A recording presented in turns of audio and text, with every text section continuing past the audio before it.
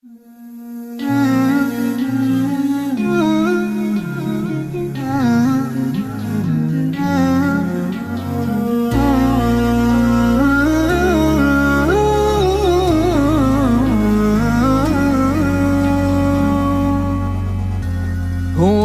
الرحمن أكرمنا وبالتفكير أمتعنا، بعقل فيه ميزنا وتلكم نعمة مزداد.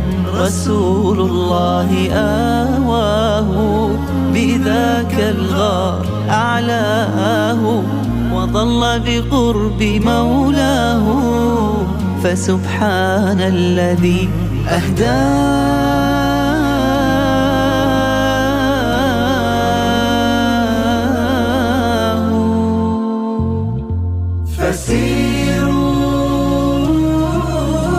فسيروا في مناكبها، وسيروا نحو خالقها، فسيروا في مناكبها،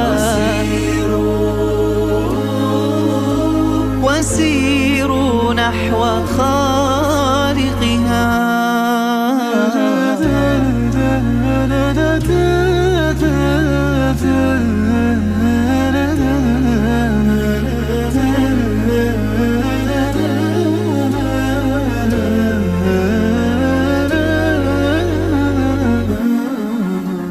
فكان دلالة التفكير بقلب ملؤه التكبير، وبالتسبيح والتهليل رقى حقا إلى مولاه. فكم في الكون ما يحوي، وفي الملكوت ما يطوي، فذاك الله منشئه بديع جل ما سواه.